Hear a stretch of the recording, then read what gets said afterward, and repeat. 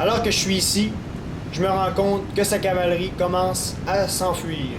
Je ne vais donc pas perdre un seul instant et je vais faire avancer mon armée.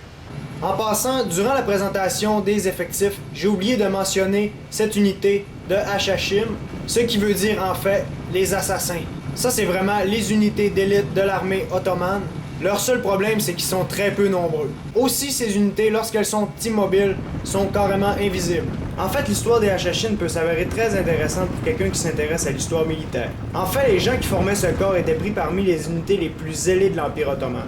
Ces derniers étaient apportés à un endroit où ils fumaient du hashish. Par la suite, ils s'endormaient et étaient transportés dans un harem où il y avait des centaines de femmes et de la nourriture en abondance. Bref, ça semblait être le paradis pour eux. Une fois qu'ils se réveillaient dans cet endroit paradisiaque, c'est donc qu'ils goûtaient à tous les plaisirs qui s'offraient à eux. Par la suite, une fois qu'ils étaient endormis, ils étaient retransportés à leur endroit initial, et c'est donc à ce moment-là que les autorités religieuses leur promettaient que s'ils mouraient dignement au combat, ils auraient droit à une deuxième vie dans ce même paradis. Et c'est donc pour cette raison qu'ils étaient appelés les Hashashim, du mot hashish. Bon, revenons maintenant au combat, où je vais donner l'opportunité à ces derniers de vérifier la véracité de leurs croyances. C'est donc que dorénavant, mon armée est rendue sur ce promontoire juste ici, et commence à tirer en direction des Hashashim. Cependant, mes unités ont fait ça par défaut et je vais rapidement replacer leur tir pour qu'ils tirent exactement au milieu de ce dispositif afin qu'ils puissent atteindre plus d'unités à la fois. D'autre part, mon opposant aussi va commencer à tirer sur mes unités. Lui, en fait, sa cible, ça va être mes cavaliers, que je vais retirer très rapidement. C'est donc que, comme on peut le constater, c'est vraiment une pluie de flèches qui va retomber partout sur le champ de bataille. Bien que les flèches enflammées soient vraiment plus lente à tirer que les flèches normales, ça crée réellement un effet psychologique sur le joueur. En d'autres termes, comme on peut le remarquer, c'est assez imposant de voir ça arriver sur son armée. C'est donc que moi, mon but, c'est vraiment de stresser mon adversaire, afin que ce dernier panique et se lance sur mon armée. Vraiment une pluie qui s'abat sur les unités ennemies. C'est donc que de loin, ce combat de missiles peut avoir l'air quand même assez impressionnant. C'est vraiment un beau feu d'artifice qui s'offre à nous. Alors, comme on peut le constater, l'échange se fait très intense. Et si on se rapproche, on s'en rend encore plus compte. C'est donc que de ce côté-ci, les Hashashim m'ont attaqué. Moi, je vais détacher une unité pour venir les abattre, alors que mes lanceurs de javelin sont en train de les mobiliser par l'avant. C'est donc que ces derniers ne feront vraiment pas long feu. Par contre, ils ont vraiment un excellent moral. Comme je l'ai mentionné initialement, ils sont vraiment zélés. Et bientôt, ils iront dans leur paradis. Ils vont bientôt pouvoir constater par eux-mêmes si ce que leur gouvernement leur a dit est véridique ou non. Par contre, quelques-uns d'entre eux n'auront jamais l'occasion de vérifier la véracité de la propagande militaire de l'Empire ottoman. Alors que les Hashashim sont en train de se sauver, l'effet de panique que j'ai espéré créer chez mon adversaire commence à porter ses fruits. Comme on peut s'en rendre compte, une bonne partie de l'armée ennemie est en train de foncer sur mon armée à moi. D'autre part, mon opposant est en train d'ordonner une charge avec sa cavalerie légère qui fonce sur moi à grande vitesse. Si vite que j'ai même pas le temps de réagir. Par contre, une fois que celle-ci a pris contact, j'ordonne à mes lanciers qu'ils l'attaquent. C'est à ce moment-ci qu'il va intervenir ma cavalerie que j'avais placée en réserve. D'une part, il y a un détachement qui va venir prendre la cavalerie ennemie par derrière, juste ici. Il va vraiment venir l'écraser sur mon dispositif, ce qui véritablement va être fatal pour cette dernière. Alors, en avant de mon dispositif, comme on peut le remarquer, il y a un combat assez intense qui est en train de se dessiner.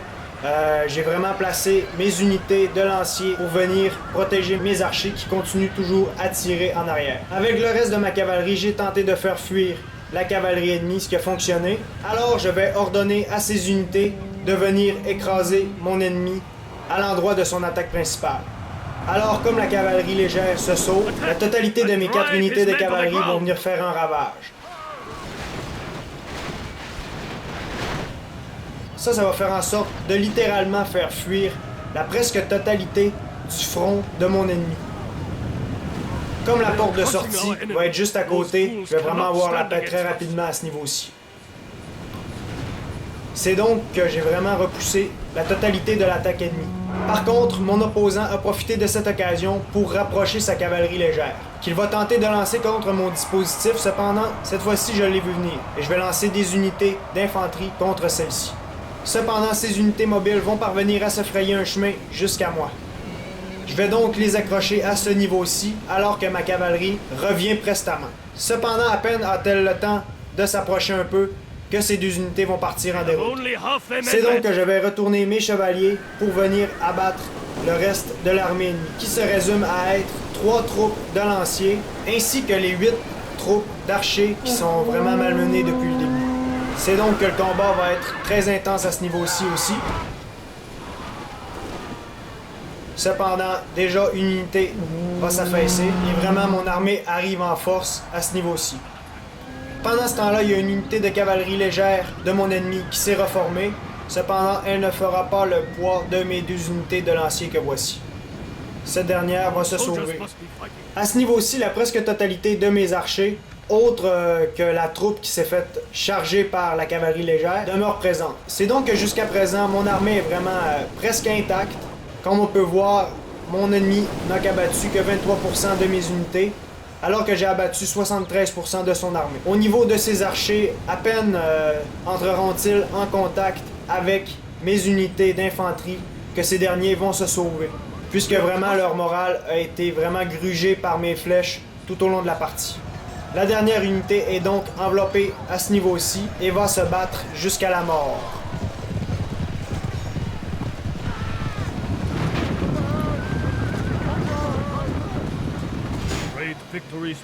Et voilà, c'en est fini.